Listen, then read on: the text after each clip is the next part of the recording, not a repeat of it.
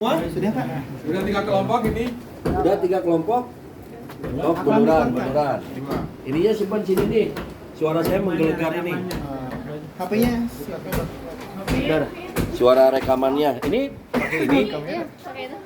Oh, Soalnya kalau video suara banyak oh gitu renyek. Renyek teh itu ya, kayak semacam keresak-keresak ya. Itu di bawah FM dan AM ya. Gitu. Baik, terima kasih semuanya. Oke, bisa ke sini dulu. Assalamualaikum warahmatullahi wabarakatuh. Ya, selamat siang, salam sejahtera untuk kita semua. Terima kasih kedatangannya. Ini bagian dari sebuah rencana kemarin kunjungan Pak Acep dengan Pak Serkot di sini terkait tentang kunjungan ya Pak, wirausaha kayak gini ya. Wirausaha di mana tujuannya memang supaya membuka wawasan, pengetahuan, memotivasi teman-teman ya tentang apa itu dunia usaha di bidang pertanian, bidang peternakan dan lain sebagainya. Ya, saya perkenalkan, nama saya Ade Yusdira ya, saya dari peternak ulat hongkong yang ada di pinggiran kota Bogor, Cisarua, di pinggiran Sungai Ciliwung yang bersih ya, di atas gubuk, rumah gubuk ya gitu teman-teman. Kebetulan saya juga dosen di IB Kesatuan ya, nanti siang juga ada ngajar. Jadi mengawali ini sebetulnya sudah saya memulai itu dari tahun 2015 ya. 2015 saya melakukan uji coba sampai berhasil itu di tahun 2018 akhir kalau nggak salah. 2019 lah, 2018 akhir lah saya mulai. 3 tahun baru saya berhasil. Kenapa saya memulai itu? Karena saya lihat ada potensi pasar. Ini kebanyakan adalah kicau mania dan mancing mania ya. Jadi kebanyakan untuk kicau mania. Jadi saya lihat permintaan tentang ulat hongkong banyak di Kota Bogor. Kemudian juga sementara orang yang membudidaya ini belum banyak. Awal sejarah ulat hongkong itu sebetulnya dibawa, ulat hongkong itu bukan ulat kita. Ulatnya dari luar negeri, entah itu dari Eropa apa dari mana gitu. Yang disebut ulat hongkong. Mungkin bisa dibilang juga ulat kosgoro ya. Nanti kita bikin ulat kosgoro atau apa gitu loh ya. Nanti kita bikin gitu ulat kosgoro. Nah, itu diawali di artikel tentang ulat hongkong banyak kok, sejarah tentang ulat hongkong. Teman-teman bisa gali di situ. Nah, kemudian kalau saya mengawali tahun 2015. Saya belajar di Malang ya, karena memang basisnya pada saat itu adalah di Malang ya. Saya kembangkan di Bogor. Memang ada beberapa perbedaan antara Malang dengan Bogor. Pernah ke Malang? Ada yang pernah ke Malang? Malang dengan Bogor hampir sama ya, udaranya sejuk ya. Cuman memang bedanya Malang itu sejuknya, dinginnya adalah kering. Kalau di Bogor itu dinginnya adalah basah. Jadi ada perbedaan-perbedaan, terutama di hal nanti di teknik budidayanya. Jadi saya belajar di Malang, kemudian saya kembangkan di Bogor. Karena tadi ada sebuah permintaan, kebetulan memang saya waktu itu hobi di dalam hal kicau mania dan mancing mania, terutama di mancing. Saya lihat memang ada, dulunya saya adalah budidaya semut rangrang ya. Beberapa kali di Kosgoro pernah menjadi narasumber, 2-3 kali di Kosgoro pernah jadi narasumber tentang semut rangrang. Tayangan-tayangan saya banyak di Kick Andy, ada di Hitam Putih Deddy Corbuzier ada, kemudian ada di Andre Taulani, banyaklah di televisi ya. YouTube saya tuh ditonton sampai 1,8 juta orang ya tentang semut rangrang di sana. Jadi kemudian saya kembangkan yaitu mengenai ulat hongkong. Itu mengawali di sana. Awalnya hobi ya, hobi kemudian saya kembangkan dan saya meyakini sekarang sudah berhasil. Nah, dari mulai kita bicara ulat hongkong ini seperti serangga pada umumnya ya. Ulat hongkong ini seperti serangga pada umumnya ya. Dia melakukan yang namanya metamorfosis secara sempurna. Tahu metamorfosis? Ya, kupu-kupu berapa hari metamorfosisnya? Ayo. Tara maca. Ya. Telur ke ayam berapa hari? Ya IPS mah kemudian IPA mah tadi masih kena ngajawab. Manusia berapa bulan? Oh, manusia cepat, 8 bulan. Ya. Ya, kalau telur ke ayam itu 21 hari. Bebek itu kalau nggak salah 27 hari. Yang namanya ulat menjadi kupu-kupu 14 hari, ya. Dari ulat menjadi kepompong, menjadi kupu-kupu, menjadi dari kupu-kupu menjadi tenyawa dari telur. Ya, dari telur menjadi ulat, ulat menjadi kepompong, menjadi kupu-kupu, menjadi telur lagi. Itu metamorfosis sempurna. Ya. Kalau ayam kan dari endog 21 hari menjadi ayam letik, menjadi ayam dewasa, endogan jadi ayam deui. Manusia juga sama, ya. 8 bulan borojol, aki-aki maot, jadi anak deui berganti begitu, ya. Tumbuh dan berkembang. Kalau serangga dibilangnya adalah metamorfosis, ya. Nah, ulat tongkong itu 6 bulan. Dari mulai ulat menjadi pupa, menjadi kumbang, menjadi endog, telur, menjadi ulat baby, menjadi ulat dewasa. Itu 6 bulan, ya. Dan siap panen rata-rata sampai 8 bulan. Nah, ada kelemahan di ulat tongkong. Kalau terjadi kesalahan akibat ada hama dan lain sebagainya, dia harus memulai lagi dari nol lagi. Jadi kalau budidaya ini gagal di pupanya pada mati, dia harus kembali lagi dari nol, menunggu lagi. Dan itu terjadi waktu itu saya, sampai akhirnya saya berhasil di 3 tahun itu. Gagal coba deh, gagal coba deh, gagal coba lagi, gagal coba lagi, ya.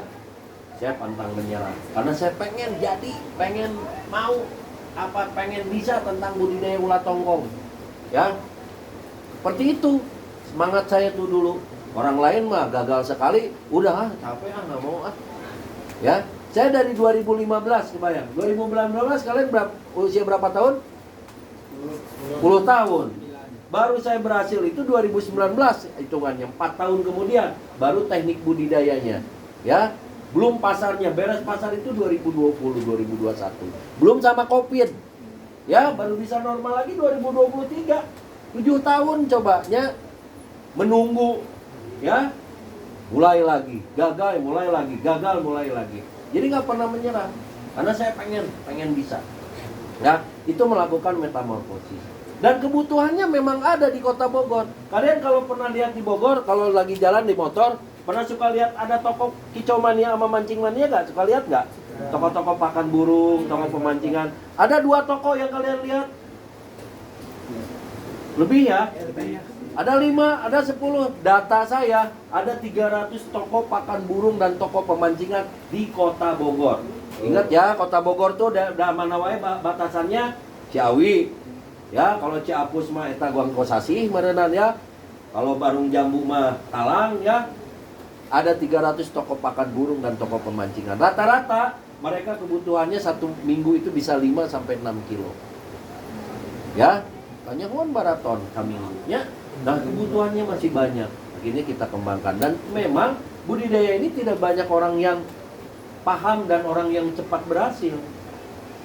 Makanya harganya naik. Sekarang harga ulat tongkong di pasaran itu mereka terima toko 50 sampai 60 ribu per kilo.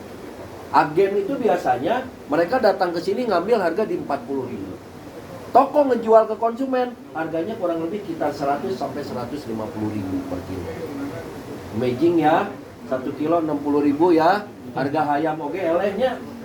Harga dagang ada harga daging ge eleh ya. Harga ayam berapa sekilo? 30 ribu. Ini ulat tongkong 60 ribu ya. 2 kali lipat ya. Jadi kebutuhan pasarnya masih sangat luas. Kebutuhan pasarnya masih sangat tinggi permintaannya ya. Nah, ini menarik di ulat tongkong ini. Yang minta banyak, produksinya sedikit. Ya, ini nice problem kalau saya bilang. Masalah yang manis. Jadi masalah tuh ada yang masalah yang manis. Nu mental loba, barangna saeutik. Ya. Lebih baik begitu daripada barang banyak nu menta nggak ada. Akhirnya terjadi penurunan harga. Kalau ini yang mentanya banyak, produknya sedikit, akhirnya menjadi kenaikan. Kalau di IPS belajar ekonomi tentang hukum supply demand nggak? Iya, betul. Ya, kalau permintaannya banyak, barang sedikit, terjadi kenaikan harga. Sebaliknya, kalau barang banyak, nu mentana eueuh, sedikit harga turun. Itu hukum ekonomi. Dan lihat usaha-usaha itu seperti itu.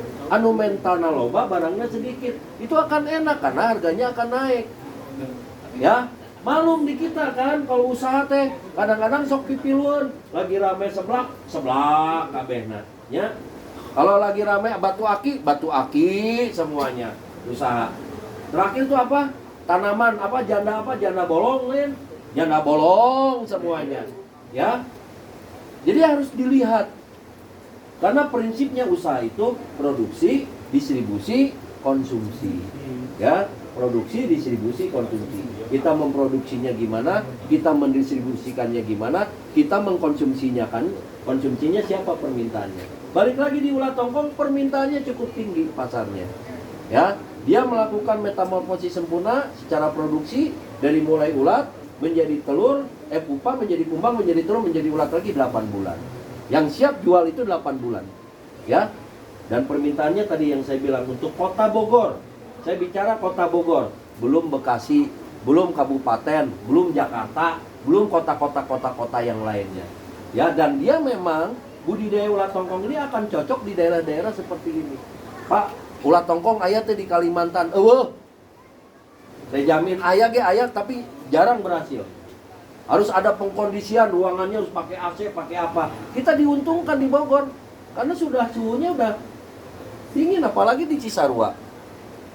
Ciliwung, ya, mandi di sana, modal di situ juga ya. Gitu ya, bebas ya, dicai itu yang indah ya, arek ngojay, arek naon ya. Ini mah di situ ya. Mandi bubuli giliran ge malah anu nonton ya di dia mah.